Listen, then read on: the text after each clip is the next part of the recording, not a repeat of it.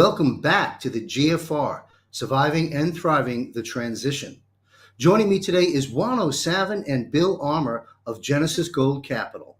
Got a great program lined up. Juan will be with us in just one moment. One of the next events we may very well see unfold before the full disclosure and the EAS, or the Emergency Alert System, will be the financial collapse, in my opinion. And this is yet another reason why both gold and silver are rising in value, real value. As the Fed lowers rates now, not at the level they should be, too late, as President Trump says, as the Fed lowers rates, expect a potential catapult in the shiny metals. In fact, silver is up 14% in the past 30 days. Gold will play a major role in securing the US dollar again and in the new stable coin digital currency in the QFS that we potentially are moving towards. So I absolutely encourage those with investable assets, either inside or outside of an IRA or 401k, to buy gold, buy silver, buy now. But buyer beware. Therefore, you can avoid the dangers by visiting the free educational modules at wealthcoachuniversity.com and click on JMC Genesis Metals you see up on the screen, jmcgenesismetals.com, and ask for Bill Armour you see on the screen and tell him I sent you for VIP expert service and trusted advice. Bill will be joining us after Juan on this episode. So here's a disclaimer I will put at the beginning of every one of these GFR shows, and I promise you Juan will be on in probably 45 seconds. I am not giving any specific individual investment advice on this program. This is for educational purposes only. I bring aboard a variety of guests to the GFR each Wednesday at 8:30 p.m. Eastern. While many of my guests, and myself included, have done the research, as many of you have too, it is my belief that only President Donald J. Trump and a handful of pertinent others in his circles know exactly what new system we are in fact moving into and just when and how this will all play out. One thing we do know, great change and positive change is now taking place. Having said that, I encourage you too to continue to do your own research and please follow President Donald J. Trump. All right, Juan O'Savin's in the house. Juan has been serving this nation since the time of Ronald Reagan and is a major voice today providing much needed intel and analysis in this war. He's very well connected, and I'll just leave it at that. His clandestine assignments and self-imposed directives, many of which are unknown to the public, play a critical role in protecting this nation and its interests for decades. Juan's a good friend, a national treasure, and most valuable voice and resource for all of us here in the new media. Please welcome, first time here, the GFR, Juan O'Savin. Hey, Don. Hey, Juan, you with us? Yeah, I'm here. Excellent, we got you. I don't think I got. Beautiful. Yeah, you got me? All right. We hear you, Juan. We're good. Okay. Thank you for carving out some time as you hop around the globe, taking care of business on behalf of we the people. Okay, I'm going to launch. I've got some questions submitted to me by someone who's been following you for many, many years, who's been following me as well. And we had a conversation on the phone. He's got some very interesting questions that I think will serve our audience real well. We'll dive into that in a minute. I'll kick off with this one. While the stock market is at all-time highs, I mean, the Dow's almost at 47,000. While the stock market is at all-time highs, do you believe a financial collapse affecting stocks, bonds, and real estate, the core categories that most are invested in, do you believe that some that are concerned about a correction in the markets in the near-term future? We'll begin there. Well, the market's going to go up. The stock market's going to go up. Question is, in relation to what? It's in relation to Federal Reserve notes. Maybe the proper way to say it is the market isn't going up. The value of the Federal Reserve notes is going down. Takes more of them.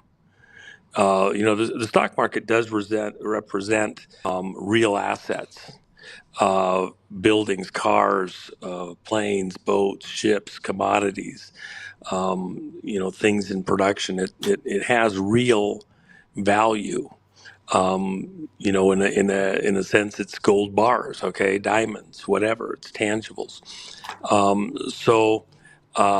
Would you rather hold Federal Reserve notes long term, or would you rather hold a percentage of companies that have real assets? And then, are the companies that you are holding, are they pie in the sky? Is it, what, is it 300 times earnings? Okay, so it's going to take 300 years of earnings to pay for the stock at current prices. Do they have something that's worth that much more that's coming that's going to make it worth that? Um, what's the price to earnings ratio, things like that. And if you're not sophisticated enough to know those things, a lot of us know those things pretty darn well, then you got to kind of start pulling back. Are you easily somebody's target?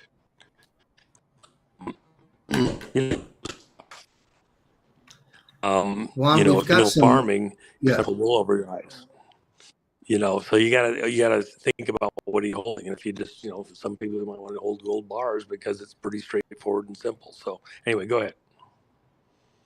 Yeah, no, thank you, Juan. Your internet was intermittent, but we got the gist of it, and that's an interesting approach you took in there at a very high level, and that is the level to look at because we're transitioning, as you well know, from a fiat debt-based Federal Reserve note into something else. So it was framed really well. That's perfect dovetail into the questions that the gentleman who's again been following both of us for many years submitted some questions to me, and they were really important questions. So I've decided to use the core of our segment together with these 3 or 4 questions from this gentleman. I'm going to read them, and then you and I will decipher it, and then jump in, if you will, Juan. Here it is. Sure. After moving to the this is interesting. I'm gonna articulate it and move slowly for our audience as well. After moving to U.S. Treasury issued constitutional money, all right, that's pretty clear. Generally, what happens to the alleged existing property assets within existing bank accounts that we have, real estate, mortgages, debts, the whole game we're in, or any other property asset that the people established prior to the transition back to constitutional money as authorized legal persons? Sounds more like a statement, but that's actually a question. Does it make any sense to you? Well, yeah, I mean, this is obviously somebody that's listened to some of what I presented. And what's the challenge for President Trump and the people behind President Trump? How do you relatively smoothly move America back to a constitutional treasury note dollar, a receipt for gold and silver, um, physically created and in possession of the treasury, minted into gold and silver coin, by the way? How do you um, do that transition from Federal Reserve notes, which are just a promissory note? They're actually a debt obligation. Every time they create another one, it's a debt that we have to service. Pay these people to create these notes. It's a racket, it's a scam, it's a Ponzi scheme. How do we do that where we'll have a certain understanding of money as it currently is, Federal Reserve notes, versus into these Treasury notes? It's a bit dicey, and that's why you don't make these kind of moves on a dime. This isn't a jet ski. This is an aircraft carrier, and the ship of state. It's huge. It's a whole fleet, and so we're in shallow waters by the reefs with a storm, with the waves, everything else. How do we do it safely and bring everybody along so that has a legitimate obligation, so that they get killed or hurt in the course of this? It's very dicey. Um, I know what the basic plan modus operandi is. Um, exactly how that process works, um, I guess we'll have to wait and see and watch. And the short version is, if you're sitting on a lot of Federal Reserve notes, which are technically just promises by politicians and international bankers, you use this moment to redefine them in something that's tangible. You can do it in the markets with real buildings and airplanes and mines and things like that. You can do it with actual gold coins and silver. The one caution you have there, those markets are going up and are probably going to continue to go up. Silver's next stop is at 50. And it's going to move fairly sharply towards that, and already has over the last month because the pressures are on concerning the Federal Reserve versus Treasury. Trump's bringing that war to a boil. So it's not a bad way to denominate your money. It's a horrible place to stay long term because gold and silver, they neither toil nor spin. You have to put those resources to work. That's why we invest in the stock market, a company that's making things, generating income, paying uh, uh, out money to the shareholders periodically. Um, you can do it with a company you own or a farm you own or something that generates capital. If you hide it under your bed, you're not getting a gain from it. Digging a hole and burying it in there, you're not getting a gain from it. It's a horrible thing. But in times of calamity or when things are really jostling, gold and silver make a lot of sense as an intermediary seat. While the music stops, you got to place till the music starts again. And we're coming through and up to and through some very tumultuous moments. So for a lot of people where you don't have some, sure deal that really is going to work, some or all of what you have available going into, some kind of metals or something like that isn't a bad choice till the dust settles a little bit. It's not a forever thing. You don't stop there for 20 years, lousy investment. But for a period of time, great place to get out of the way, take a seat, and then re-enter after things settle down. And the one thing people have to kind of remember, if you flip the way you're seeing gold and silver, it's not that they're going up at all. It's that the things you're buying it with are going down. If you're buying it with Federal Reserve notes, the price of the gold or silver has gone up because it takes more Federal Reserve notes, not because gold or silver changed in value. It didn't. The paper you're buying it with is going down in value. You're getting a seat before the music stops. And then you're getting ready or looking for a place to jump back in when the music starts again. And the Treasury is going to go to metals backed currency. It's already there. It hasn't actually ever changed. It's just that we weren't using the Treasury to print and mint our money for a very long period of time. That is about to come to an end. Wow, that's so well said, Juan. Thank you very much. And the subtitle of this show, the show is Global Financial Reset. The subtitle is Surviving and Thriving the Transition. And that, in part, is what Juan is talking about, the purpose of metals during the transition. Very important. I'm going to move on to the second question, Juan. Thank you from our viewer and fellow patriot following us. Will some form of authorized persons or people possess national or international identities that are similarly authorized within the digital IDs, providing effective remedy or recourse regarding illegitimate debanking, social credit score, profiling, things like that? And if authorized legal persons, who or whose name property might that be? And that's an interesting question. Well, let's see if I understood the question, make sure I understood the question. Sure. What they're asking is, for example, and I know got debanked recently, um, and for no good reason, by the way. Just before President Trump issued a directive into the Treasury to look into the whole debanking system and to establish some rules and things like that because it's completely out of control, being used for political purposes to eliminate people's ability to operate in the markets and like that. And it's a violation of people's civil rights.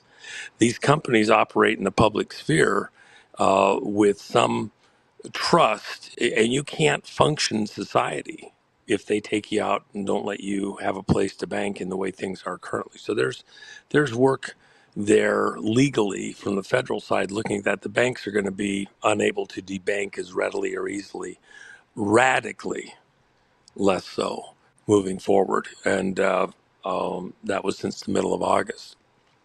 So with that in mind, is there going to be some legal framework where you can operate with a corporation or with designees that they can't debank you? I think that's probably almost a moot point right now with what the president directed into the Treasury looking at the banking system. I don't think we're going to see anywhere close to as many people debanked. And if they are, it will be for some kind of cause that isn't political in nature moving forward. So I don't know that that is actually as much of a concern as it was just a month and a half ago. Wow, I'll tell you, we think about everything that we're dealing with here in this global defense war and trying to restore a constitutional republic. There really is, in the plan that's unfolding to take our country back, there really is no room for error on critical things, including this issue as well.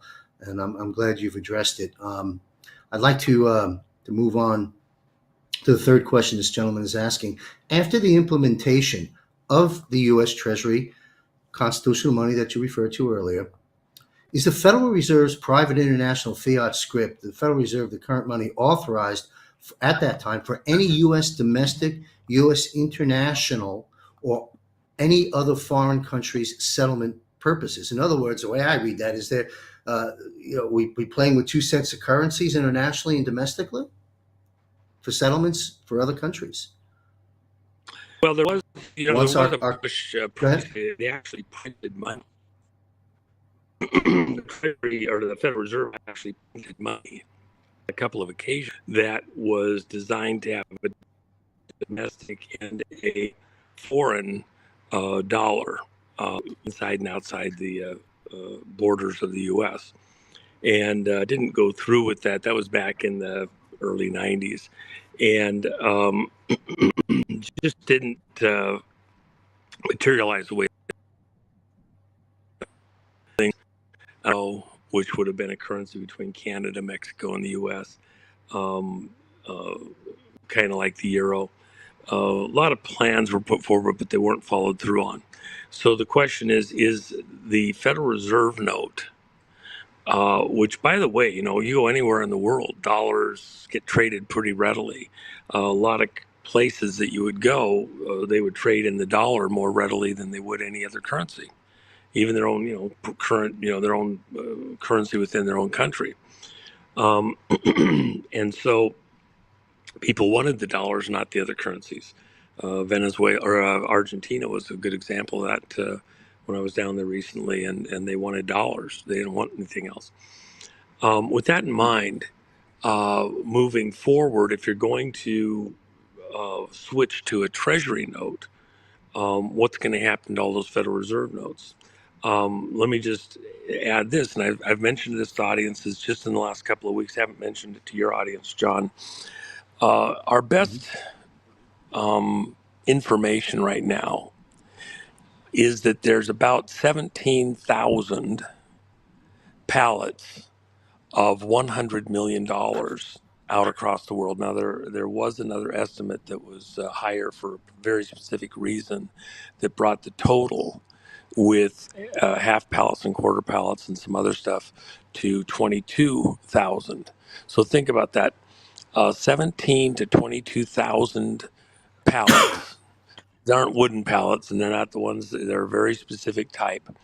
Each one of them with $100 million on it. Now, you got to think about this for a second. So, John, just think about this. If somebody owed you money, I don't care if it's a country, a state, whatever, and they were going to pay you, and they got to put it on an airplane, ship it to you, put it in a boat, and ship it to you. And they said, look, for our convenience, you can put it in your bank, you can do whatever, we owe you this money. it's for oil, gold, it's for, you know, uh, buggy whips, whatever it is. And we're going to pay you with a pallet with $100 million. It's all great. And then you get it and you receive it, and there it is. And you go to open it up.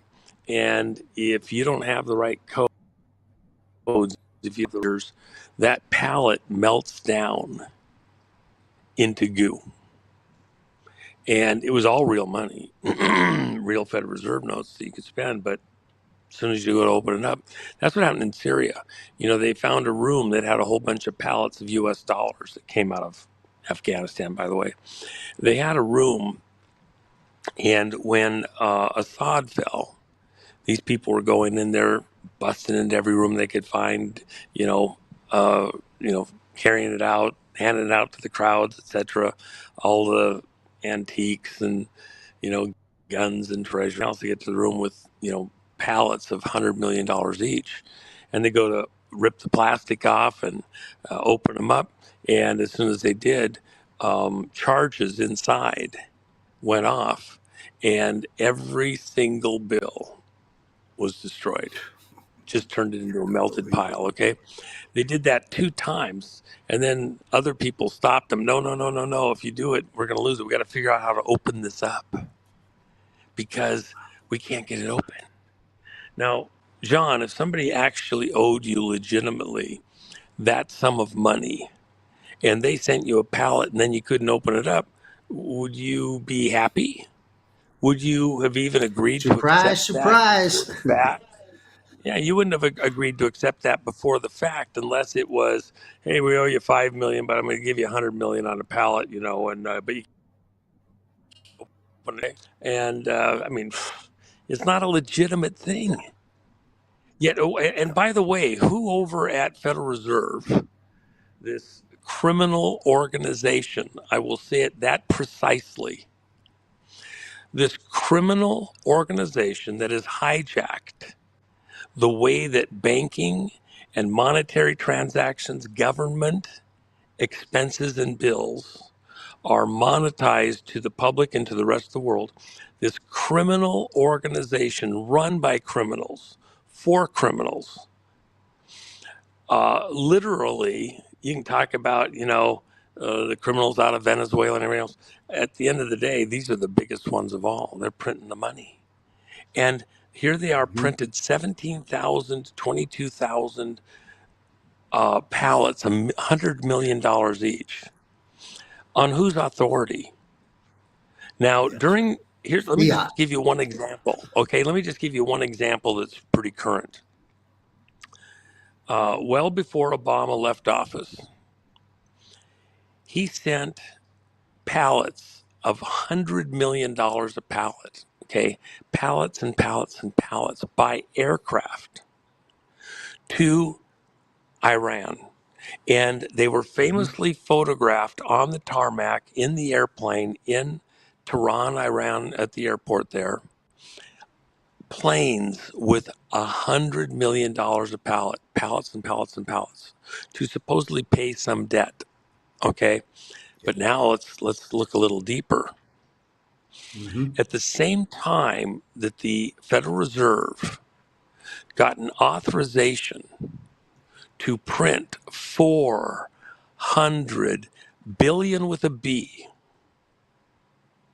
worth of pallets with $100 million on each pallet, uh, 4,000 pallets in one group. Much of that went to Iran and to deal with other things, but you know what? 3,400 pallets were shipped to the Baltimore Harbor. And then at the Baltimore Harbor, the longshoremen that worked there normally, they were sent to the lunchroom or sent home. And longshoremen from New York, personally authorized by Schumer, by the way, were sent to Baltimore waiting, and they loaded 2 ships, 1,700 pallets each, loaded 2 ships, just took a few hours, and then the ships left, and the longshoremen left, And the Baltimore longshoremen came back out in the docks. What happened? I don't know. You see anything? Nope. You see anything? Nope. I don't want to see anything. They told me I didn't see anything. I didn't see anything. Whatever happened, didn't happen. Okay? Those ships sailed off. Where were they headed for? They were headed for a location, two separate locations, where then those pallets would be transferred to another method of movement to China. This was during the Obama administration. At the same Yeah. time that pallets weren't just going to Tehran, Iran, but to other countries around the world. Okay? Wow. Now think about this for a second. All of those pallets were armed. And you couldn't just open them when you received them. And by the way, both of those shipments got intercepted. And in those two countries, certain military people have control of them. They're trying to cash them in right now. Okay, they want that Wow. money so bad, so bad. I'm sure they do. And I'm they sure they haven't been do. able to open up the pallets even there. They haven't figured out how to open them up and get the money. Okay, but let me tell you what the real deal is, and this audience needs to understand this. This is very important. It's the whole reason. Mhm. It's the most important thing I'll say on the show today. Those pallets can't be opened till somebody in the right place gives them the go. Why is that so important? Because the original plan, had Hillary gotten into office after Obama, which was the original plan, at a certain point in time, the go code was going to be given just like what we did when we took down the Soviet Union on the ruble. We sent their rubles back in. We never counterfeited. They printed themselves. We bought them. We sold them back into the Soviet Union. And it collapsed their economy. You can't collapse a banking system or an economy digitally in the computers. You can't do it with crypto. You can't do it with bank accounts, digital bank account money.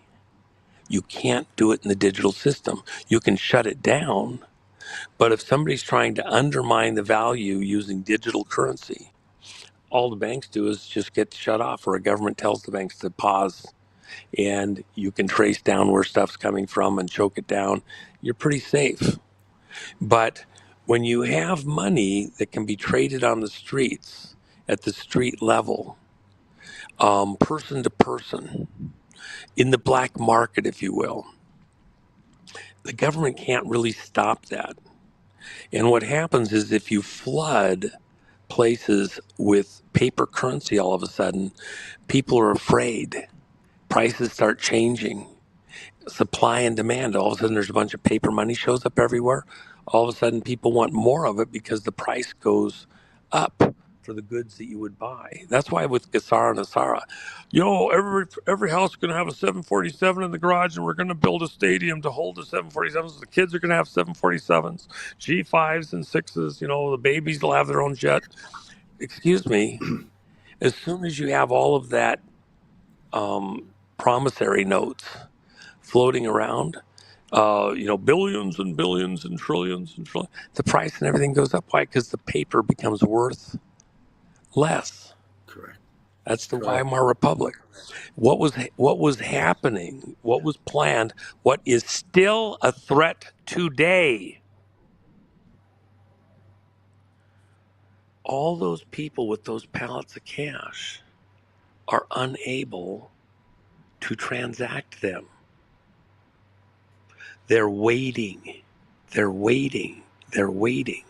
And at the right moment, had Hillary won, they were going to release the codes to allow those pallets to be opened by certain players or a portion of them, and then they were going to begin flooding with dollars in these places around the world. That would have caused a rush of dollars back into the U.S. It would have been highly inflationary in prices. Why? Because there's more dollars chasing the same amount of goods. It would have undermined the system, not just in America, but across the world. and we wouldn't be able to stop the tidal wave coming back to America. That's why they had two currencies for a while, potentially, was to stop the flood back into America of dollars from other places. And then the numbers are just fantastical, okay, unbelievable, all within a very short period of time. It would have undermined our banking system here and forced us to go some other type of banking controls, et cetera, would have fit this globalista's plans. Now, the printed money currency, think of 17,000 pallets. The paper is very special Staggering. paper, the threads, the serial numbers, the computerization, everything. This was a very sophisticated plan aimed at the American dollar, and not solely from within the country. They were spread out all over the world. Vietnam, Ghana, Oman, Iran, Turkey, you just name it, everywhere, okay? They're just sitting on piles and piles of money, just waiting to get the go code, and they don't want to settle for a deal. Well, we'll give you 10% of what's there. No, I want it all. I want 80%, 70%, 50%. Okay, and give me the code, and we'll unlock it. We'll take it to you. You unlock it. It was all from the beginning intended to take down the American economy, to cripple America. They're still sitting out there. Trump is working diligently to eliminate that threat, and it's still sitting there. Wow. Pay attention, watch where you're at. And at the end of the day, as we go through this transition and all these things going on with these other countries and work a deal, look, we'll take them, we want to get them off the street. Let's work a deal, but it's not going to be what you think it is. What's the real obligation? Who is this really given to? What was the purpose? As we take it off the streets, we are going to go to honest money here in America. And the last thing I'll say in this area Mhm. is a lot of the criminals involved in multiple lanes, not just in the banking monetary area, but other ways of enslaving, human slavery, people around the world and Americans. We're going to seize those assets. And when we do, it's going to be property assets, it's going to be stock shares, it's going to be bonds, it's going to be all sorts of obligations, perceived obligations. When we do seize that, it will go into an American trust for the American people, sovereign wealth fund. It will go back to service some of the debt. A lot of debts are going to be canceled out that are false, including Federal Reserve debts and obligations that were done under frauds. So as you do that, a lot of the stuff is going to strengthen what comes in to replace it. And we'll go to uh, an extraction, printing, minting value time, that if you don't need your gold-backed currency instantaneously today, I want it in the bank right now. I put it in the bank right now. Well, you'll get a price. But if, as most people do, they need their retirement account, they're not retiring for 10 years, not retiring for 20 years. Then if they're willing to wait and take a higher number down the road, a time value, we'll make sure you get way better than you would in any of the markets as the treasury is filled with real money. It's there. It's in the ground. One of the things that I was going through just recently in something very specific at the UN in the official records, certain players had denominated their wealth, their sovereign wealth that they were owed from centuries past, with the in the ground gold wealth. Just one of the transactions that's in the official UN minutes is essentially as much gold as exists in the entire planet, all of planet Earth. Okay, as though this criminal cabal royalist crowd owns all the gold that exists inside the planet, not just a mile down, not just 5 miles down, all the way to the core. Okay, so much gold that it's an unfathomable amount, literally a half a page of zeros. Okay, and that's how much gold they own, their treasure, and then they denominate everybody else off of what they own. But it's not mined yet. It'll never be mined. Well, we own the whole earth. That's the way they would like to portray it. So with that in mind, um, we'll do something similar to that, but it'll be far more realistic within known deposits, known locations, and a time value for extraction. Everybody gets paid within this treasury thing. Okay, so with that in mind, everybody relax. We're going to get you taken care of, but it's not going to be what expected. Um, uh, and it'll be a treasury obligation. You'll be fine.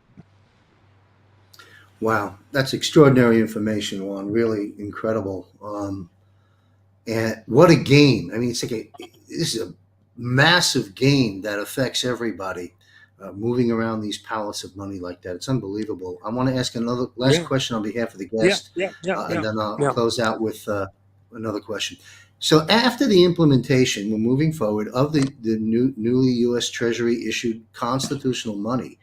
Will various banks own all U.S. crypto exchanges, potentially gaming the on off ramps, if you will, when converting various crypto assets or U.S. dollar stablecoins into the U.S. Treasury, the new dollar?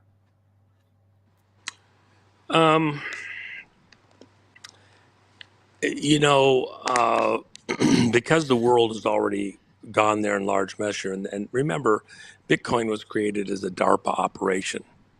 And in fact, I had something going today that I was contacted on, and a particular person is being scammed by agencies of our government. It's a legacy thing that's been going on for quite a while, related to the creation of Bitcoin and some of the you know ownership of some of the coins that are out there from the early period. Um, it's a very dicey market. In fact, if you watch over the last several weeks, even the last several months, while the stock market's gone up a couple of percent, and while gold has gone up, crypto's gone up, at the end of the day, uh, uh, the metals, especially silver, have been a better investment than most anything else. And and you have to qualify it this way: if you have crypto, how easy is it to get it back into a tangible?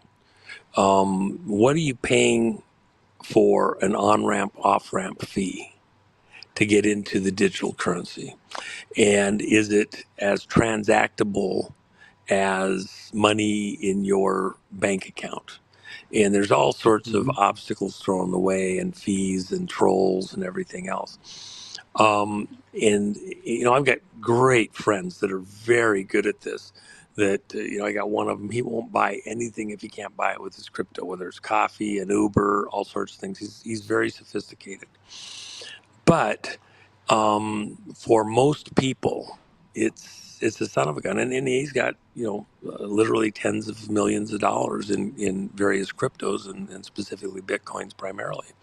Um, but he himself would tell you uh, it gets harder and harder as the numbers go up to be able to transact easily. And yeah, there's lots of issues. That's not worked out completely. So um, I don't. The reason I mention that is I don't want people in your audience, John, feeling or believing that they're somehow missing out if they haven't figured the whole crypto thing out yet.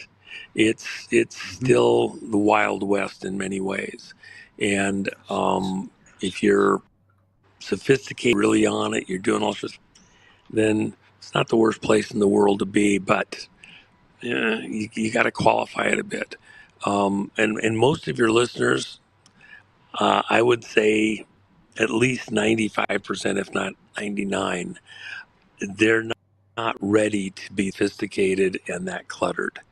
And chances are good that you go out there and do it and you'll get clipped because there's a guy that knows it better and he's looking for you and you're next on the list. I'm just being factual. And I love, look, the conferences, the people, the vacation, plenty of people, just like my friend, he put a few thousands in and he's worth millions. So, how you argue with that? But, let's take some deep breaths here. For most of this audience, you're probably going to be somebody's next Ferrari while you're trying to figure it out. Okay. Great advice. Great advice. Patience, folks. Major transition taking place. Good advice. I'm in that 90%. I've been looking at crypto myself, and I'm not going to get into any of the details, but excellent advice, Juan. Closing, last question, kind of two-part. Then we'll bring on our next guest, and I appreciate your time. By the way, what a fantastic setting you're in there. Those couches and the pool table, nice lounge. Oh yeah.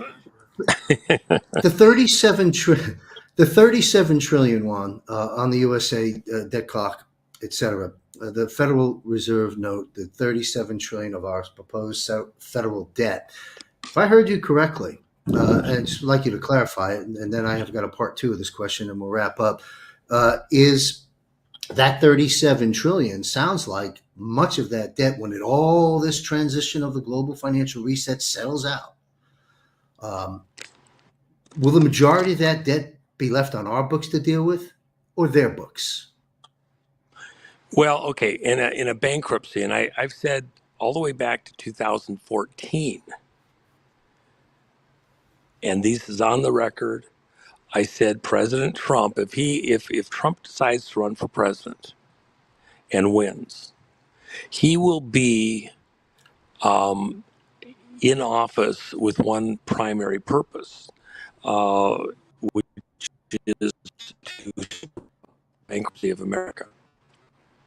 Now, anybody that's gone through bankruptcy, you can have just liquidates all the assets and pays the creditors, people that have a piece. Okay, you can have a bankruptcy that you can have a bankruptcy that allows you to reorganize. And if you a bankruptcy judge, and I've actually, most of the judges that I've seen in bankruptcy have actually been very, very good. And I'm thinking of multi-billion-dollar bankruptcies. A particular one comes to mind. And I remember the judge in one particular one looked at the attorneys that were licking their chops, and he said, "Okay, I've listed here. There's some charges and things like that. They're not going to allow. These are ridiculous. I'm not going to give you $1,000 an hour. I don't care who you are. I'm not giving you 500. And I can see that this was done AIDS and like that. So scrape this billing back to an honest number. And then a bunch of you guys are adding fees on top of fees. I'm going back to the original people that had money in this and the shareholders that had money in this. I want to make sure that they're getting something of their original money. And so he pared this thing down in this particular half, and then he was still cutting it down. And then he decided to come in and he threatened was going to break this out. Came in with a halfway realistic number and got both. And it was Juan, half of what we've got was bad gonna go internet, off for very intermittent internet at the moment. Maybe another position Well, to I wrap can't up say it's in the my end. I've dialogue. got full bars. Full bars. I don't know what to Okay. say there. Okay, we hear you now. It's all good. Go ahead. Continue, please. Okay. So the long and short of it is that Trump's going to is presiding over the bankruptcy of America to try and find out what the legitimate obligations of the American people are, and what the illegitimate trumped or ginned up numbers are from a lot of different players. And we'll pay what we actually for real owe, and what we don't for real owe, we're going to throw that out. And the people that came in the horse they rode in on. We're not going to put up with these Yeah, trumped up beautiful. numbers. So Excellent. that's what Trump's here to do, is preside over that, and then get us back to the business of America's business, as Reagan said. Let's get back to work. Excellent. Juan, thank you very much. I want to make this announcement right now while we have 107 on the broadcast. We are launching a monthly program, uh, Eyes on Gitmo Wartime Analysis with 107 Brigadier General Blaine Holt and retired Lieutenant Colonel Matt Mack, retired Marine of 20 years, launching the premiere episode, I believe, is September 26th. 8 p.m. We'll get the announcements out. One of the questions I'll ask you at that and the panel, and there'll be many other subjects, non-financial, that we're clearly going to delve into. But one of the questions I do want to ask is the recent visit by the president in England with King Charles, finishing off that situation, and we'll get into that at that episode. Juan, thank you very much. Incredible information you shared with us. Folks, the message is pretty clear. We'll have Juan sign us off in a sec. The message is pretty clear. We are in the middle of a transition. This is a danger zone. Heed the call of some of the warnings and concepts that Juan shared with us here. Last statement, Juan, before we close out, and I appreciate you here very much. Well, I mean, I think I said all people need to beware and start thinking about what they're going to do to get out of the way. This is not stopping. The president has been putting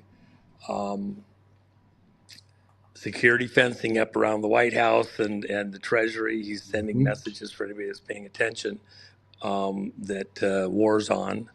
And Yes. it's not the military side, it's the financial side. So if you're in a place where you're vulnerable, then you need to think about what you might do to be less vulnerable. How do you remove the risk as much as possible in your situation to what's about to happen, whether you like it or not? You're not going to stop what's coming. It's already in the pipeline, including as we get into the arrest. And by the way, we're only a week from a potential shutdown of the U.S. government. Trump did it in his first term, and it was 35 days. This time might be longer because there's a lot of stuff he can do while the rest of the government's shut down.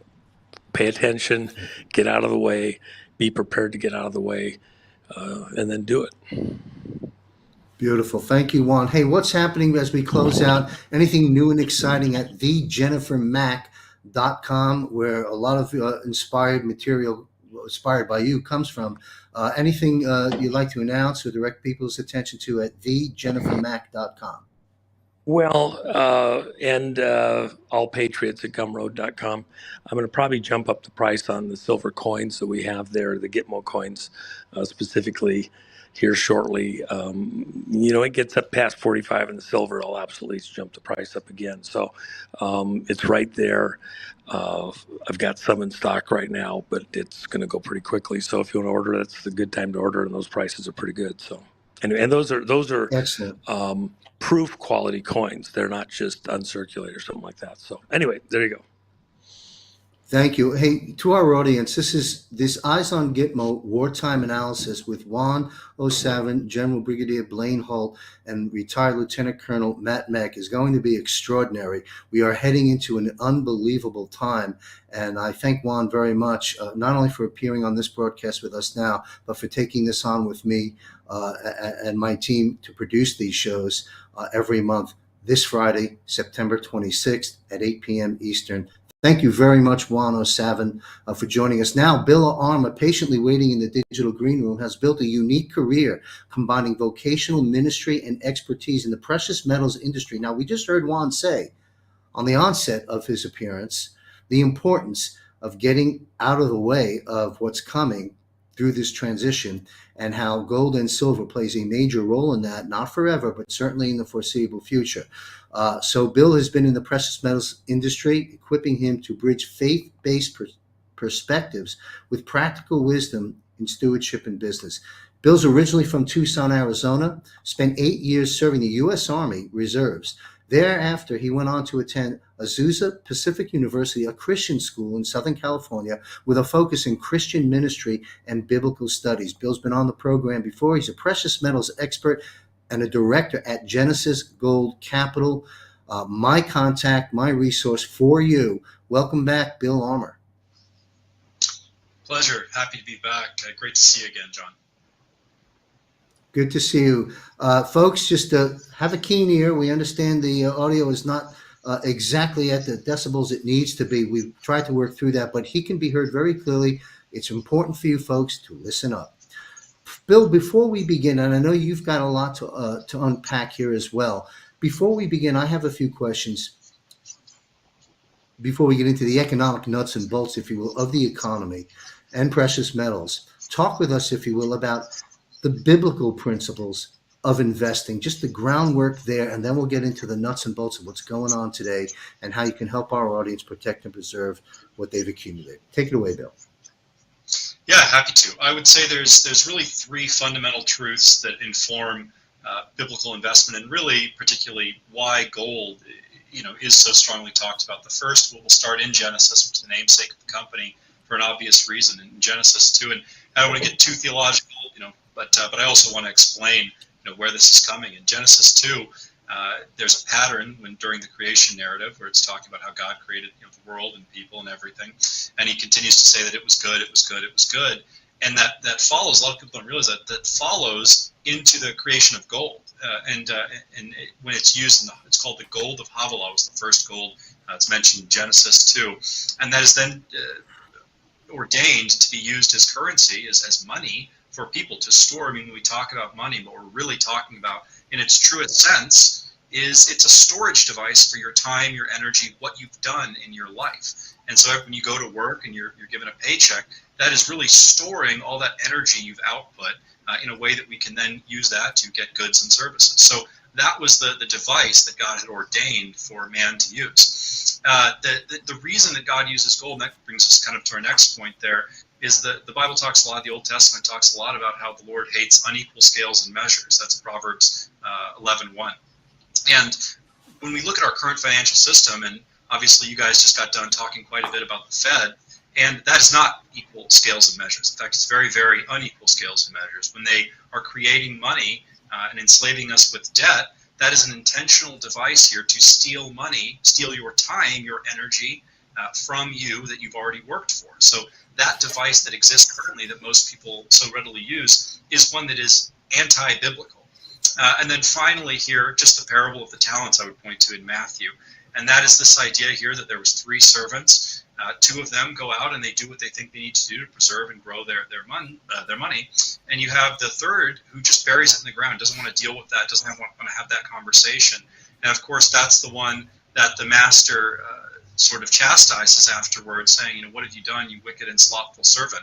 So when I'm talking about this with people, we have a biblical mandate to be wise. There's a verse that talks about being wise as serpents, gentle as doves. And I think that applies here in how we approach our finances. We can't afford to just sit back idly and let the world happen to us. We have to be very proactive.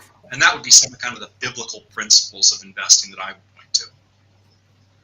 So well said. Thank you very much, Bill. I took a few notes. I want to recap for our audience what I just gained from Bill here. First off, you mentioned money. Money, of course, is life's energy reflected into money. Money is gold, and gold is God's money. And you mentioned the terms, biblically speaking, in the Bible, scales and measures. Very interesting, folks. In the U.S. Constitution, weights and measures of the gold and silver is what backed our currency when we were a constitutional republic, backing our currency by gold. Very interesting correlation there. And lastly, we are, folks, this is well said, boy, and this is, I'm getting chills on this episode. I hope our audience is too, because this is a lot of truths coming to you from every angle, past, present, and future, from 107 and Bill Armour. And that is, we are returning, as Bill just stated, to the biblical mandate. Very important. So now with both gold and silver, Bill, on the move, clearly, I'm thrilled because I own, the metals. with silver being up 14% in just the past month. What do you think are the contributing factors to this rise in metals? And what else do you see in that is noteworthy taking place in this administration, the president's administration, and in the markets in general that are contributing to the rise in both gold and silver? Yeah, absolutely. And I'm going to answer that in two parts. The first part is going to be a story here that's just developed that I think is incredibly important. And then I'll get to the more general things that are going on. So I will kind of Okay, one moment. Cut. Sorry, very sorry, Bill, and to our audience, but your audio just dropped to an unlistenable level. I don't know if you want to just click and reset or do something. Go ahead. Yeah, is this any when you're ready. better here? Hear me? Yeah, I don't really understand technically what the flaws are today. We tried to work it out, folks, in the green room before we launched. Perhaps do what you've just done and maybe try not to move. Sorry, because I'm rather animated myself. But let's see what happens, Bill. Your words are important, and we really hope to get on with the segment. Go ahead. It is better. Is this any better? Okay. I'm going to hold the microphone here. So Perfect. anyway, thank you, Bill. Thank you. I'm holding it, so that's going to work. So what I was going to get at is there's really two things I would point at. One is the general, and we can talk a lot about the general financial and economic factors here. But one is an actual story that's developing, and that is one out of Vietnam. And I'm sure many listeners have heard about this. 86 million bank accounts were closed over the last few days as the Vietnamese, some of them, refused to comply with biometric authentication measures here. So the people had bank accounts across the 200 million bank accounts, and the Vietnamese government required that if people were going to access their money, they had to then go and present biometric verification that could then be used to track them, to verify them in the future and beyond.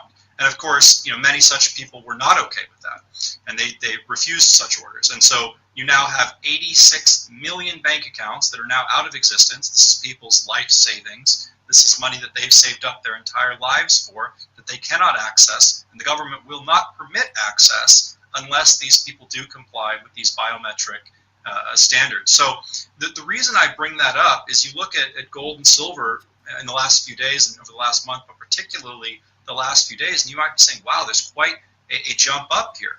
Well, a lot of people are looking at that and saying this could absolutely be a dry run for other places in the world. Obviously, Vietnam is not exactly a first world country in that way, but certainly it lays the groundwork for what is possible and what governments can get away with.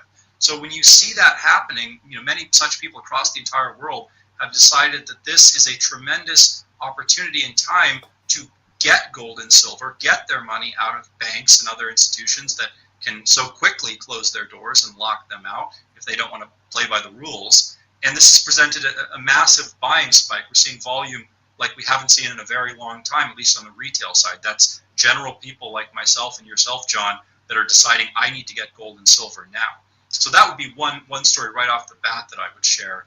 I don't know if you've heard about this or if that's news, but it's a tremendous story. It's very, very important and compelling. Well, I've been to Vietnam twice in the last year. It's a neighboring country, less than a 2-hour flight. I'm here in Thailand. I have heard about that for sure, not to the extent that you've shared with us. And my commentary on that is this is a great time in history where we're watching which countries are going to acquiesce to the other side of where things are heading versus where we're heading with the U.S. Treasury-backed note being backed by gold and silver again. And we can see Vietnam has buckled. In my country, well, not my country, of course, is America, but I'm presently residing in Thailand, a beautiful place here. I'm going to bring on an attorney that I just took a note that he's an American attorney. His name is Benjamin Hart, to put it out there. If you go to the Constitution, you'll find out Hart was one of the signers. This is his ancestry. And he's an attorney who practices all sorts of law for 20 years here in Thailand. I'm going to tap him and see if he'd like to come on and talk about what you just touched on, Bill, perhaps in an episode in the future, because it's very, very important, and see what happens in the other Asian countries and Western world countries as well.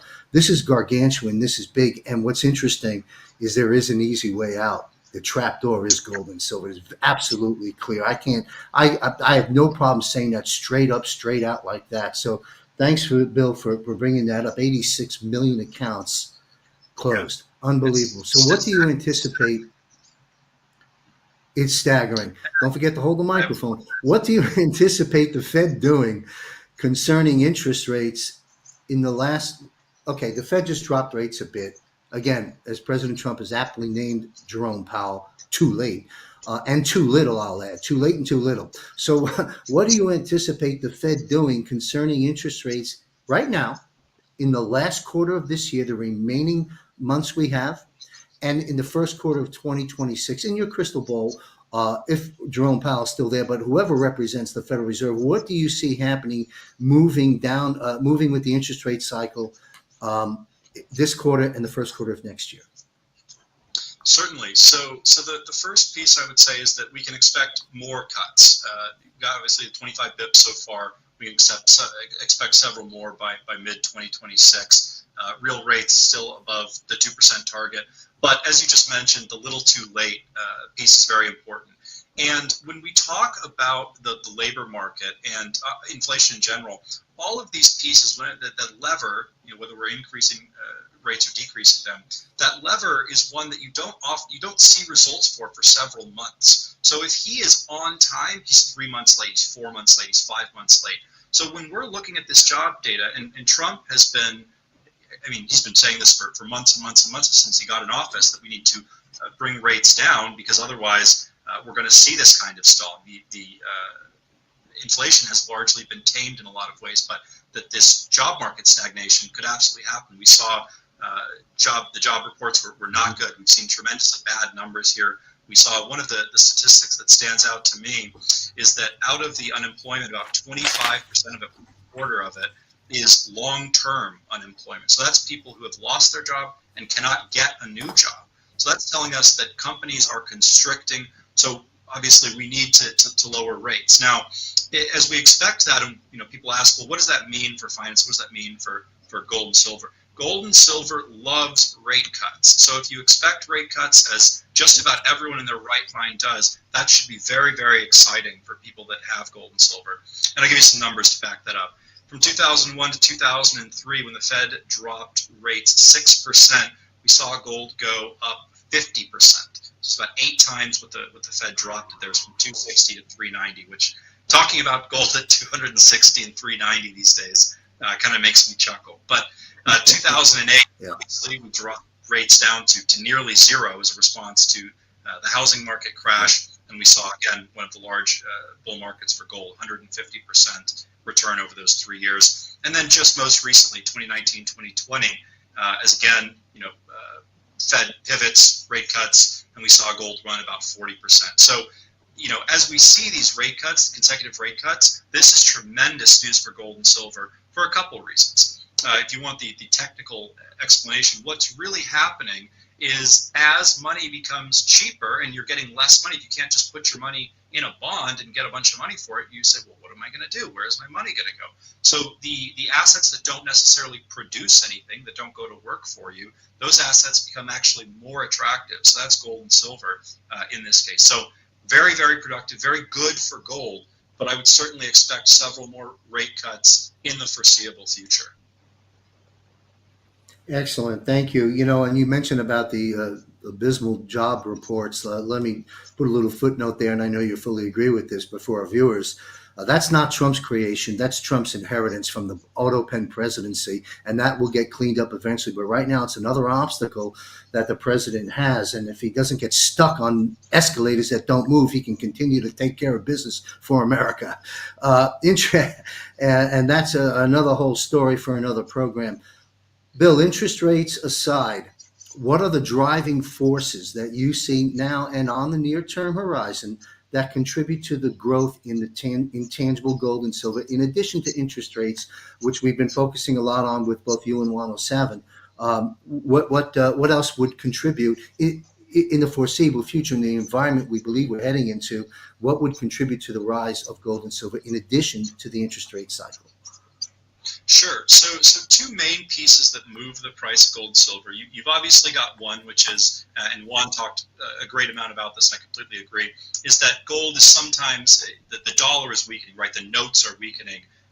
So it takes more of them to equal gold. So that would be, a way we can look at that is something like the DXY, which is the dollar strength index. And we've seen massive slippage on that over the last month. It's down about 5%. So that's telling us that there is a worldwide loss of confidence in the dollar because of something. Now, what that is, that's a whole other story. It could just be that, dollars are going into float. People are beginning to question that. These are things that happen every day, but we are seeing pretty big slippage on the DXY, which is moving gold and silver much higher. So that's one part. That's where gold becomes just worth more notes. The other side is really a supply and demand piece, right? There's only so much gold. That's why, biblically, God ordained it to be used as currency, is that there is only a certain amount of gold in existence, period. There is no more. You can't create it out of thin air. No one's figured out how to, do alchemy or whatnot, create gold out of anything else. So until we do, you look at, okay, well, if there's only a certain amount, what is the supply and demand of that? Because if supply is set, it's not adding or subtracting, and demand is the only real variable here. So demand, however, is skyrocketing. So we've seen central bank buying on gold increase dramatically and continues to increase. We've seen about 1,045 tons just this year purchased into central banks, which is the third year in a row that central banks have purchased over 1,000 tons. That's never happened before. And again, the amount of gold is fixed. So banks buying more central gold in a 3-year period over any other time in history is unique. This has not ever happened in history. So central banks at least have some understanding that they want physical gold and silver. And it's funny to me when people say, oh, well, I want to buy this, I want to buy that, or my broker is trying to sell me, stock or this or that. And I say, well, the broker, your firm they're primarily buying gold and silver. So why are they trying to sell you stock? Right? So to sell you stock if they're the ones buying gold and silver. So I find that as I say, not as I do, or however that expression goes. There you have it. Yes, exactly. Go ahead. Good. Did you finish off, Bill? Or did you finish that thought? No, so China, for instance, as one of the major central banks, now has almost 3,000 tons of official reserves, about 10% of the world gold reserve holdings. Russia has a similar amount. Russia and China alone now have nearly a quarter of all the gold in the world. So that's not going back into circulation. So that supply, we call it the float. That's the amount of gold that really you could ever buy, right? That float is shrinking, which means you're going to see more volatile moves in gold up because suddenly someone says, okay, fine, I'll give that $3,750 for an ounce of gold. But everyone looks around, and if no one's willing to sell their gold, everyone wants to hold on to it. Okay, fine. Well, how about 3,800, 3,900? And that's where you start to see these really dramatic moves that we could begin to see. So it's just a couple pieces there. One final thing I like to add, just as I was talking about the market, is the Dow to gold ratio. Back in the 80s, it was about 1 ounce of gold equaled, 1 share of the Dow. It's about 3,000, or excuse me, it was about 300 at the time. Now you're looking at about 10 to 1. So you get 10 ounces of gold for 1 share of the Dow. If all of a sudden here some money to move from the Dow into gold and silver, or out of the market into gold, that's where you would see again a huge. That float is small too, so it doesn't take much, and you see these dramatic movements into gold. So the thing I want to just hammer home is the float is getting smaller. The amount of accessible gold that is available to retail investors is getting much smaller. Wow, valuable information. Thanks, Bill. The DXI, the dollar index, I have a link to that up on the Wealth Coach University, folks. wealthcoachuniversity.com. You can scroll to the bottom. There's a few core links that take you to a lot of the things that Bill and Juan have spoken about here in terms of gauges and values. All right, this is important. Folks listening, if you have an IRA, if you have a 401k, qualified money, there's an estimated $12 trillion in 401ks alone. Now, the executive order signed, which you and I talked about 2 weeks ago briefly, Bill, the executive order put into effect by President Donald Trump recently, the democratization of alternative assets in 401ks is what it's called, becomes effective. It's written, it's an executive order. Take it to the bank. We'll take it to the gold dealer. Okay. It's February 2026. That's when it goes into effect. And what this means essentially, keep it simple, Sam, keep it simple, sweetheart, keep it simple, stupid, KISS, is if you own a 401k, while I'm going to say they're very restricted, never mind all the admin fees and everything else, never mind it's a Wall Street concoction and blah, blah, blah, blah, blah. And someone will say, it's not restrictive. I've got 1,000 funds I can invest in. Yeah, paper funds in stocks and bonds. Okay, so it is restricted, folks. And when the president knows that, and what President Donald J. Trump did, and this is one of a million reasons I voted for the president all 3 times, is very simple. You can put real estate, crypto, precious metals, physical, tangible, gold and silver, direct and indirect investments into 401ks. This has never happened. And this is now becoming available to 401k owners as of February 2026. That is a big, important announcement. Some of you may have heard it. Some of you may have not understood it. I hope in my Keep It Simple, Sam, you actually get what this means. It's very important. So what can people do, Bill, right now in the interim? Because I'm getting calls. I got some Wealth Coach clients on my calendar right now calling for this very reason, saying, I don't want to wait till February. What can people do? And I know there's a lot of rules, and I'll chime in if need be, but you're the expert.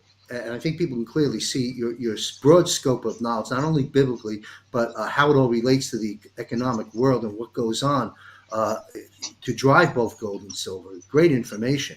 But what can people do right now that own a 401k that do not want to wait until February to rescue their assets away from the paper proxies that may be suffering during this transition? What can they do, if anything? We don't hear you. Sorry. Apologize to Bill and to the audience.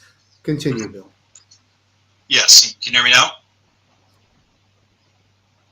All right. So what I was going to say was that I'll make one quick point here before I answer that question. That is that you're exactly right. A tremendous amount of money is going to be made available into things like alternative assets, precious metals, real estate, etc. Now, if you remember what we were just talking about, that float has gotten dramatically smaller. So suddenly $12 trillion of available assets that has been pigeonholed into stocks, bonds, mutual funds. And sure, like you said, you've got one of a million mutual funds, but really all the same things, just different colors. All of a sudden, those are available to go into metals. Now, you put, let's say, a third of that. People wanted to go into metals that have been stuck and weren't able to do that before. You put $4 trillion into metals with the float the way it is right now, and you're going to see biblical proportions on the meteoric rise on gold. So I warn people that if this is something you can do before February, you absolutely should. That's just, mathematically speaking, if suddenly a bunch of people are going to want something in a few months here and you can get ahead of that, that's common sense. So with that in mind, what can you do? Well, the first thing to keep in mind is that a lot of people do have the option right now to get that done. They can get into precious metals beforehand. Now, not everyone. There are stipulations, and it can be a very confusing and winding road to find them, which is why you've got experts like myself, got a tremendous amount of knowledge on this, a tremendous amount of experience and education to help cover these different loopholes and whatnot that allow people to get this done. But the only way you'll ever know is if you reach out and we have a conversation and we can look through your specific situation to see if this is an option. What we would be doing is setting up a special type of account that allows for the ownership of precious metals, among other things, in this interim period. You can actually get physical gold and silver. That's not paper. And I actually want to take a quick second here as an offshoot. I spoke with a wonderful lady, and she came from you, John. And she thought, I think I want to do physical gold and silver. And so she went ahead with it. And she had an inkling that, well, I should just talk to them. She went out with a broker, got it all done. And she calls over to me and we're speaking. And she found out that her broker had, for all intents and purposes, she had been duped. She had been sold paper gold and silver under the impression, under the guise that it was real physical gold and silver. We pulled out the agreement and she looked at it. And sure enough, in bright and day lettering, she had been sold paper gold and silver, not redeemable for physical gold and silver. And in fact, if she wanted physical gold and silver, they were saying that it was going to take over $2,000 a year just to store it, and they weren't able to sell it. And she was completely unaware of this. She thought she had it. And I think about her, and she was, of course, very upset and really wanted me to come on here and let people know that this is happening, that people are being duped in this way, that they're being told they're getting physical gold and they're not. And the only way you can do that is to work with people that understand the differences. These people at these different brokerage houses will do anything to keep people in-house, is the term. They want assets under management, or AUM, assets under management. And they will fight and claw. And, in her case, were they untruthful? Absolutely. And so she really wanted me to bring that up. So I just wanted, shout out to her as well as to anyone listening that, you may think you have it and you may be surprised. So reach out and get a quick consultation to find out. But assuming this is possible, you would reach out to us, we would talk, we would have a consultation, we would set up that account, which allows for the ownership of precious metals, physical precious metals, to be stored in your name in a segregated vault, not to be pooled, not to be, promised a certificate that you could potentially redeem, nothing else. This is physical gold and silver that we work with, which is very, very different from anything else. We would help you set that up. We would help with a qualified rollover. That's penalty-free. That's tax-free. Moving those funds from stocks, funds, mutual funds, and what have you, into, again, physical gold and silver. So that would be what people can do now. They can get ahead of that, and they can benefit from that. They can thrive from that instead of waiting and buying it later and buying it higher. There's the takeaway of the show in terms of folks looking to act. You see, knowledge is power, applied knowledge is wisdom, but action is everything. Get your facts. You're getting them here from Juan and Bill. Thank you, Bill. Very powerful. I took 3 or 4 follow-up comments and questions. To our viewers, last time I checked, the degree of confidence and trust and faith we have in Wall Street, the banksters, the deep state cabal-controlled governments, isn't very high. So you've got to break your habits and routines. And I know you want to, but you don't know what to do or where to go. And this program in part is helping direct you. You don't charge a fee for your consultations, do you, Bill? Absolutely not. The first step here is understanding if this is something we can help you with. And, again, personally, as a Christian, as a believer, I think that this is something that every person needs to do. And I am happy to take my time. This is time away from my family, but I believe so strongly in this that when people call in, I give them my full undivided attention because I think that there is a storm coming. And if people are not prepared, you're right. They not only will they not thrive, they will suffer. Correct. And you spoke about your family. If you don't mind me saying, you've got welcomed a newborn into your family. Congratulations, relatively recently. Gift from God. Wonderful. All right. So I want to say this. Let's see. I'm going to move on because I can't read my scrap notes. But here it is, Bill. It's just in my head here. You spoke about the opportunity and importance, for obvious reasons, to not wait till February for those with a 401k, but there are minefields and pitfalls. I would just say this, folks. Remember, Bill's the expert. I was a financial advisor with those licenses, doing estate and retirement planning for almost 15 years, but I retired from that back in the 2008-9 period. And from my recollection from all the transactions I had done for many, many years wearing that hat, I can tell you there are pitfalls. You wouldn't do surgery on yourself. You wouldn't do heart surgery on yourself. Please don't say, I just learned enough from Juan and Bill. I'm going to go out there and do. No. The IRS is very unforgiving. If you make a mistake, there are lots of different rules. Bill knows all these rules and can help you get across without hitting off one of those minefields. Please, I can say this, and I could be wrong, but the danger zone that I speak of in the transition that we're in this global financial reset is right now. And I believe between now and the beginning of the first quarter of next year, a lot of stuff is going to happen. So take the move now, but don't do it on your own. Second thing, well, I'll just leave it at that. I want to close out. The show's running along here. A couple of other closing points. You mentioned this last go around, but those that didn't join us in the last program, what's your forecast for gold and silver, say 1 year and 3 years in your crystal ball based on all the knowledge you have and everything we've learned from Juan? Yeah, absolutely. So I would look at gold there. You could anywhere from, and I want to preface this actually, I really quick want to preface by saying that any of these numbers that I give, these are assuming business as usual.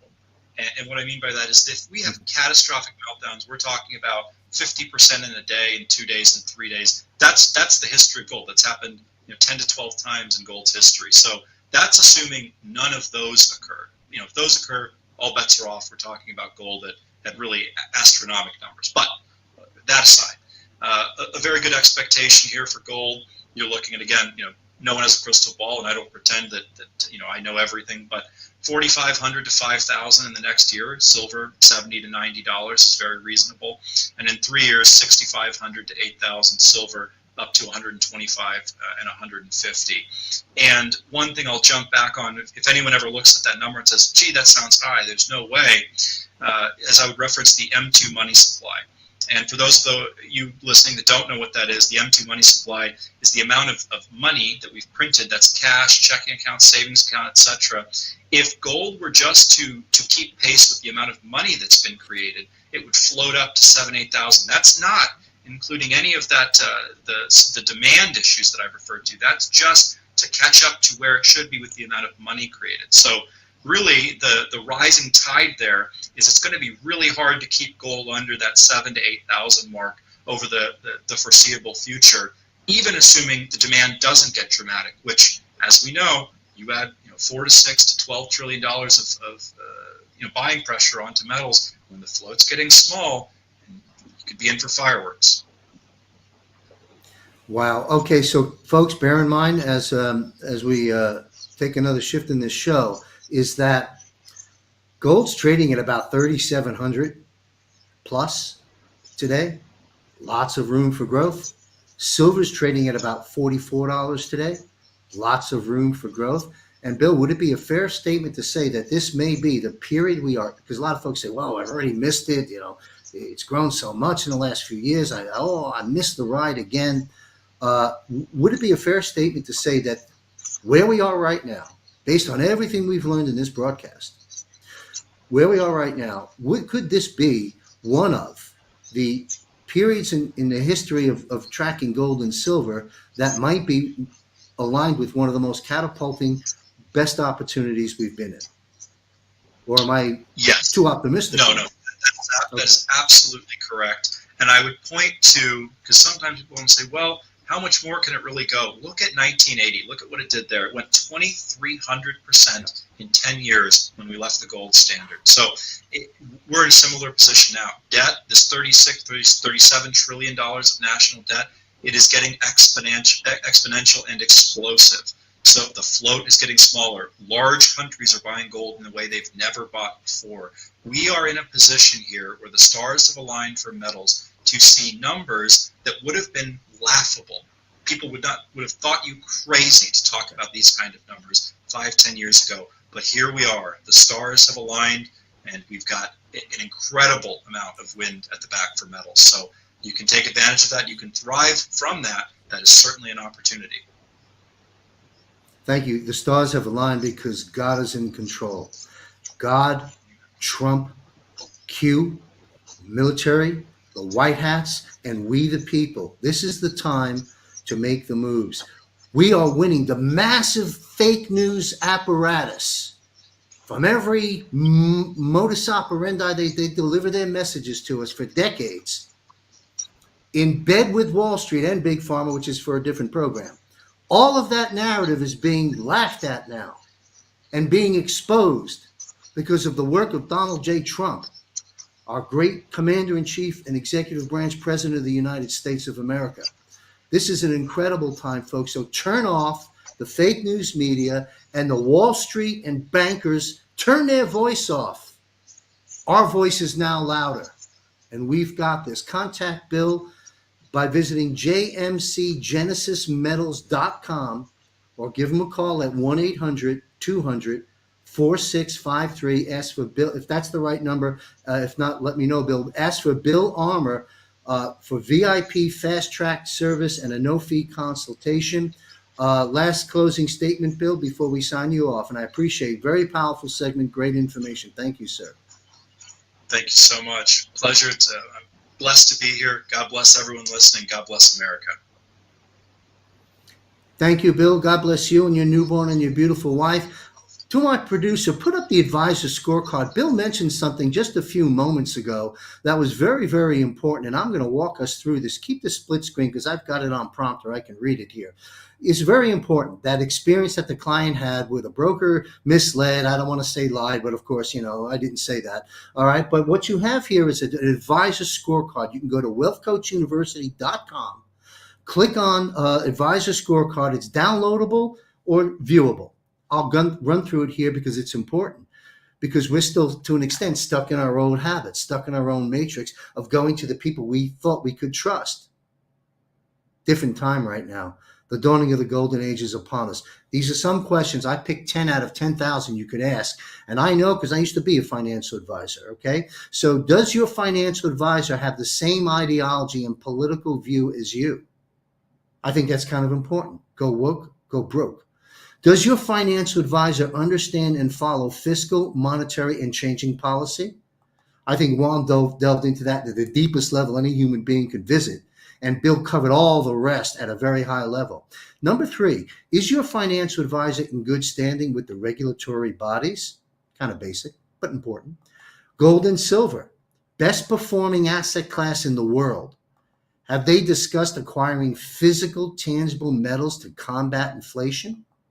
Number 5, is your financial advisor or firm woke? Number 6, is your advisor aware of the parallel economies that Josh Reed and I spoke about, the parallel economies that are at play here during this global financial reset? They have a strategy for that. Are they having that conversation? And of course they're not. Is your portfolio outpacing the current rate of inflation? Real inflation, the real number. Less diversification or trend is your friend. Has your advisor discussed the differences between these two things? Are they operating the old model that proves the asset allocation wheel, spread it out into all these asset classes, you'll be okay? During stressful market times, that has proven not to work. Do they understand following trends and policy? And number 9, do you have adequate liquidity for emergencies and opportunities? Number 10, those preparing for or in retirement. Very important. Why is that important? Because the working years are largely behind you. And now what you've accumulated has to take care of you for your remaining days on this earth. You run out of money before you run out of time, you're in trouble. Those preparing for or in retirement, does your income plan provide for guaranteed income you cannot outlive? Now, gold and silver is not an income producing asset. It's an inflation hedge and growth asset and very liquid. You want that, as clearly stated in this broadcast. But those in retirement, it's a little special extra thing that is needed there. That's why I want you to visit wealthcoachuniversity.com, where I personally invested over 100 hours of my time in the 10 free modules that are there for you. You can visit the income module as well. I'm going to be right back with a very brief but important announcement concerning Gitmo and wartime analysis. I'll be right back to wrap up the show.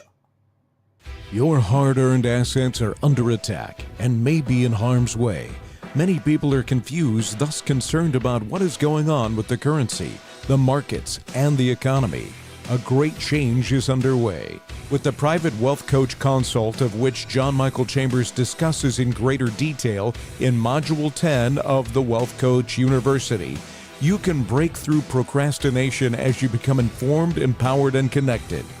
JMC has created a system whereby you can avail yourself to a team of like-minded professionals to help you navigate this unprecedented minefield and meet privately with John Michael Chambers. The Wealth Coach University was launched based upon years of experience as a successful former financial advisor to help you, Goots, get out of the system.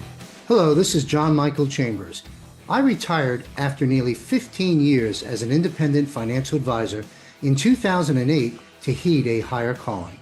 My biography can be accessed by visiting wealthcoachuniversity.com. I know what goes on behind the scenes in the world of Wall Street and investments, as well as having my finger on the pulse of the global financial reset of which we are presently engaged. Let's discuss the Wealth Coach Consult. I am not a financial advisor, and I do not give specific financial advice, nor can I assist you in the repositioning of your assets. I will, however, provide answers to your questions to the best of my ability and provide a high-level analysis of you and your situation. At the conclusion of our consult, if one is prepared to take the next step and begin repositioning assets to Goots, G-O-O-T-S, get out of the system, I will make available to you the appropriate individuals in my resource network.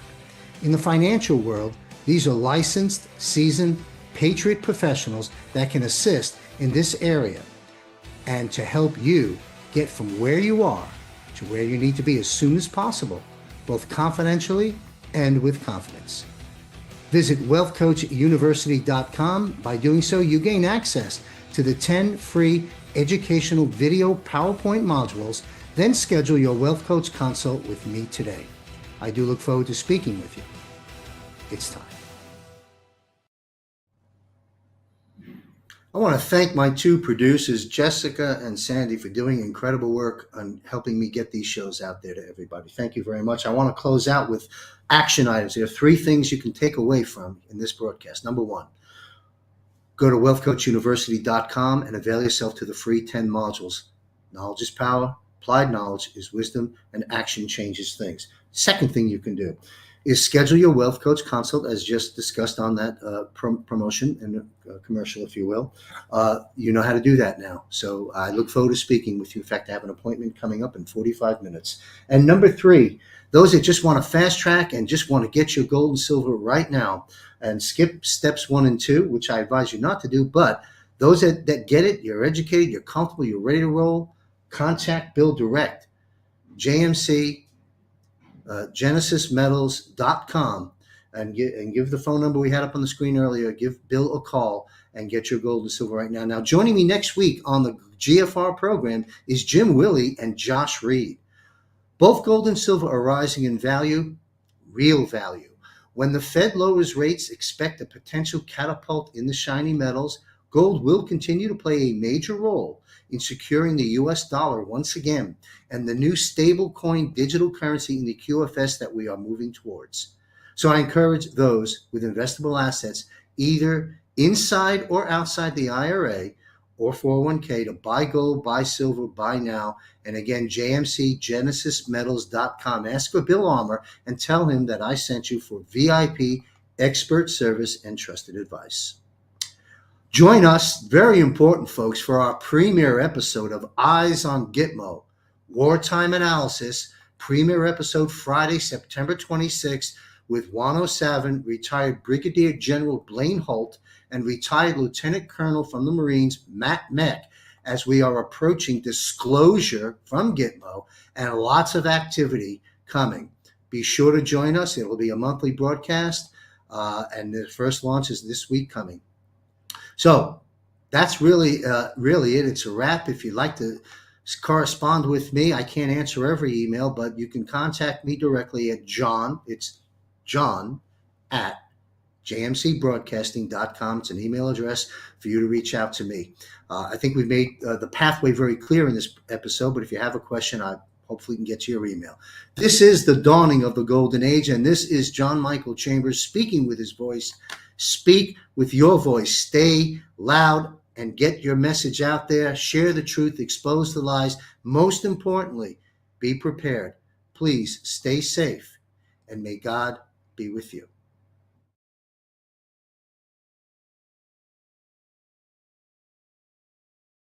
Join Juan O'Savin, retired Lieutenant Colonel Matt Meck, retired Brigadier General Blaine Holt, and other prominent military and intelligence guests for an ongoing monthly broadcast with John Michael Chambers as your host here on jmcbroadcasting.com.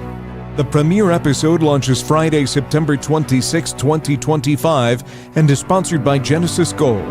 Visit jmcgenesismetals.com. This panel will address, among other subjects of great importance, what's taking place with the military tribunals, sealed and unsealed indictments, and the avalanche of arrests to come. Will justice be served? This and much more will be addressed each month, including an analysis of current events, making sense of the events as they unfold, one psyop after another. Detecting truth from lies in the dying age of fake news and the rising age of AI and digital enhancements will help you to remain focused and grounded in these most challenging, difficult, and dangerous final battles. A new day is dawning as this golden age is at the doorstep. Remain informed, empowered, and connected by an elite team of military and intelligence experts, and together we will save America. Subscribe for free at jmcbroadcasting.com and be sure to join us monthly. Eyes on Gitmo, wartime analysis. Nothing can stop what's coming, and the best is yet to come. Where we go one, we go all here at jmcbroadcasting.com.